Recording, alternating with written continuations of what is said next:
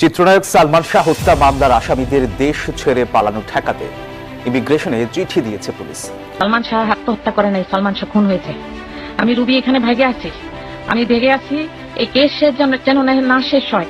আমি যেভাবে পারি আমি যেন ঠিকমতো আমি সাক্ষী দিতে পারি। সবচেয়ে ঘনিষ্ঠ বন্ধু মানুষ বলে আপনি সালমান শাহ শুধু বন্ধুই ছিলেন না, আপনি সালমান শাহ হত্যাকারীও। ঘটনাটা কি আসলে? আরে বেটা, তুই যদি বন্ধু হইলি তে সালমান শাহর দাফনের সময় আসলি না কেন, জানাজায় আসলি না কেন? সে টিভিতে ইন্টারভিউ দিছে, সে নাকি হরতালের জন্য আসতে পারে নাই। আরে বেটা, চ্যালেঞ্জ ছুড়ে মারলাম, শুক্রবারে দাফন করছি সালমান শাহকে। বাংলার ইতিহাসে কোনোদিন জুম্মাবারে হরতাল হয় নাই। বাংলা চলচ্চিত্রের এক অন্যতম সুপারস্টার ছিলেন সালমান শাহ, কিন্তু তার ধারাবাহিকতা দীর্ঘদিন ধরে রাখতে পারেনি। মাত্র 25 বছর বয়সেই পরপারে পাড়ি জমান তিনি।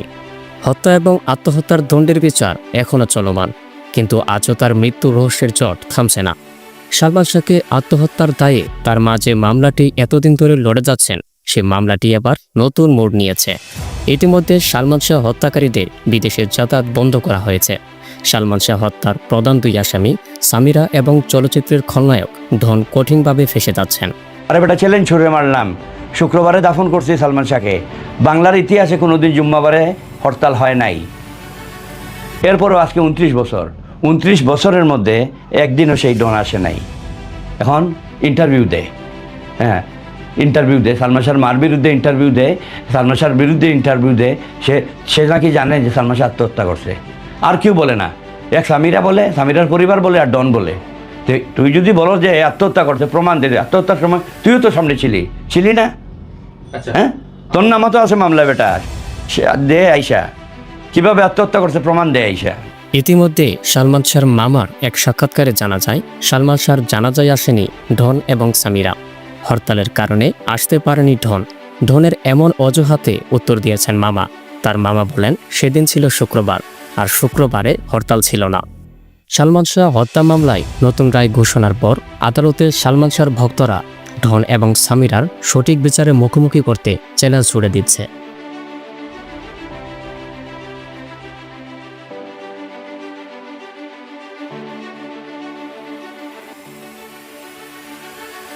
হত্যাকাণ্ড ডনের সাথে সামিরার হাত আছে। ডন সালমান শাহর অগোচরে ইস্কাটন বাসা আসা যাওয়া করে। আমার এই মুহূর্তে একটা আল্লাহ সুম্মা আমিন, তুমি করতে পারো না এমন কোনো কাজ নেই। আল্লাহ, তোমার দরবারের লাখো কোটি শুকরিয়া।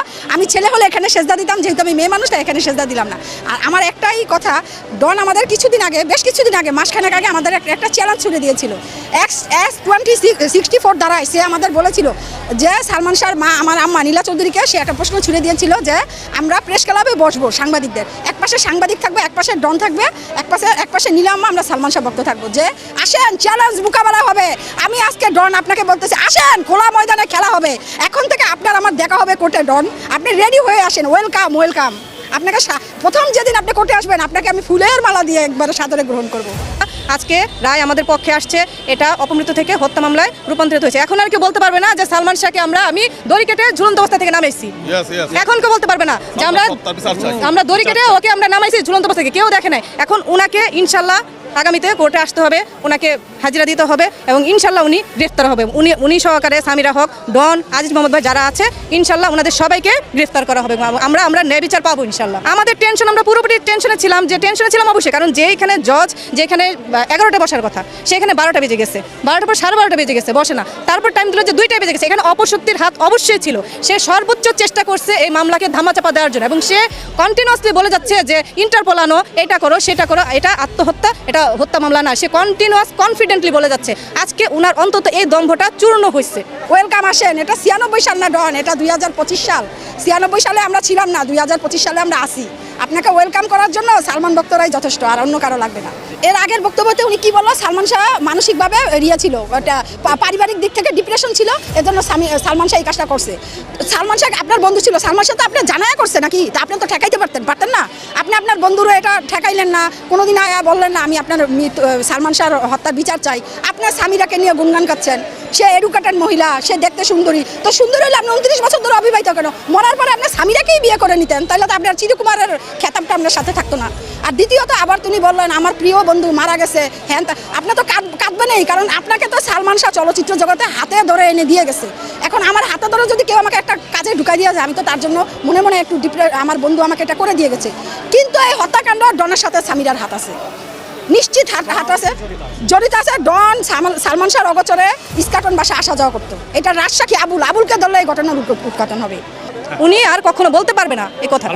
আমরা এখন সুষ্ঠু আশাবাদী, আমরা সম্পূর্ণভাবে আশাবাদী, কারণ 17 বছর ছিল ফ্যাসিস্ট 1 নম্বর। তারপর যে আমাদের যে সামিরা হক, ওনার বাবার সাথে ছিল আওয়ামী লীগের ভালো সম্পর্ক। তারপর মানে বিভিন্ন একটা ইন্ধন যুগাইছে ওনারা যুগাইছে, ওনাদের টাকা পয়সার প্রভাবে, ওনাদের যেভাবে বড় বড় অপশক্তির প্রভাবে ওনারা এতদিন বুক ফুলে ঘুরছে। ঠিক আছে, বুক ফুলে ঘুরছে, ওনারা ওপেনলি সবাইকে হুমকি ধমকি দিচ্ছে, সব কিছুই করছে, এটা লিখো না, ওইটা করো না, ওইটা করো না। কিন্তু আমরা তো দমিয়ে নেবে কোনো কিছু না। তো আমরা এখন সম্পূর্ণভাবে আশাবাদী, ইনশাল্লাহ এটার সঠিক তদন্ত হবে। এবং যেহেতু একটা সরকার পরিবর্তন, এখন আর নিরপেক্ষ নেই। আপনি দেখেন ছাত্ররা তো শেখ হাসিনারই নামাই দিচ্ছে, আর এখানে সালমান শাহ হত্যা মামলা, আমরা কেন ভক্তরা এটার বিচার পাবো না? এত বড় একজন নেত্রী, তারই তো নামাই দিচ্ছে না। এবার আমরা রাজপথে নামবো, আমরা জীবন দিয়ে দেবো এবার। আবুলকে ধরলেই ডনের তথ্য পাওয়া যাবে। ডন সামিরা এক বেড শেয়ারও করতো। তিনি ঢাকাতে আসেনি, এমনকি সামিরার বাবা মা লোকাল বাসে আসছে, আস্তে আস্তে তারা রাত 8টা আয়সা সালমান শাহকে পাই নাই, তার দাফনস্থ হয়ে মানে কবরে মাটি দেওয়া হয়ে গেছে। তাই এই লোকগুলো তখন কোথায় ছিল? আমার মেয়ের স্বামী মারা যাবে, আমি বিমানে না এসে বাসে আসবো। আমার বন্ধু মারা যাবে, আমি বগুড়া থেকে থাকবো, তারপরে আসবো। এটা কেমন কথা? উনি যে বগুড়া থাকছে এটার কোনো নির্দিষ্ট প্রমাণ আছে? উনি বগুড়া নাও থাকতে পারে। আমি সচিবালয় মন্ত্রিপরিষদ বিভাগের প্রশাসনিক কর্মকর্তা। ডনের মতো লোকের আমার গায়ে হাত দেওয়া, একটা পশম ফালানো সম্ভব না, কারণ আমি সরকারি কার্যালয়ে একটা বড়স্ত জায়গায় আছি।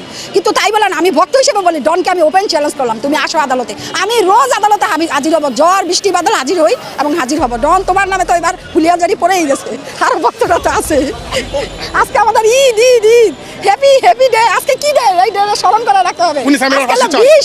20 অক্টোবর হ্যাপি ডে, আমাদের পার্টি হবে, পার্টি। তুমি নিজে বলছে আমার স্বামী ও আমার ছেলে, আমার স্বামী আমার ছেলেটাকে ওই হত্যাকাণ্ডের সাথে ঢুকাইছে।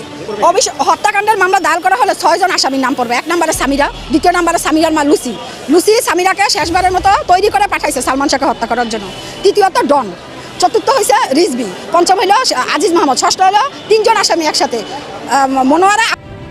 প্রয়াত চিত্রনায়ক সালমান শাহের ভক্ত কারা কারা আছেন? 1996 সাল, আমার বয়স তখন আনুমানিক, আমার ধারণা 12 বছর, আমার 1996-তে। তো দীর্ঘ প্রায় 29 বছর পর আপনারা জানেন যে আদালতের যে নির্দেশ দেওয়া হয়েছে এটাকে হত্যা মামলা হিসেবে রুজু করতে, ঠিক একদিন পরেই প্রয়াত চিত্রনায়ক সালমান শাহের মামা, ওনার নাম হচ্ছে আলমগীর কুমকুম, তিনি একটা মামলা দায়ের করেছেন। এরপরই আলোচনায় উঠে এসেছে সালমান শাহকে হত্যার পেছনে যে মোটিভ ছিল বা যিনি স্টেটমেন্ট দিয়েছিলেন ঠিক 28 বছর আগে 1997 সালে। তো 1997 সালে আসামি রিজভির দেওয়া একটি জবানবন্দি বা তার বক্তব্য এখন আবারও আলোচনায়। তৎকালীন সময়ে আসামি রেজভি কি বক্তব্য দিয়েছিলেন? দর্শক, ওই জবানবন্দিতে এরপরে আসে ফারুক। প্রথমে 2 লক্ষ টাকা বের করে জানান যে তারা সালমান শাহর শাশুড়ি মানে স্ত্রী সামিরার মা এই 2 লাখ টাকা দিয়েছেন, আর টোটালি টাকাটা হবে 12 লক্ষ, বাকি টাকা কাজের পর। কিন্তু 2 লক্ষ টাকা নিয়ে ফারুকের সঙ্গে ডনের কথা কাটাকাটি হলে ফারুক বেরিয়ে যায় এবং কিছুক্ষণ পর আরো 4 লক্ষ টাকা নিয়ে আসে। রেজভির বক্তব্য ছিল, ফারুক বলেন কাজের আগে 6 লাখ এবং পরে 6 লাখ। এর পরপরই প্লাস্টিকের একটি দড়ি, সিরিঞ্জ, রিভলভার ইত্যাদি গুছিয়ে নেওয়া হয়। অনেকে ভাবতে পারেন যে ভাই 12 লাখ টাকা সালমান শাহের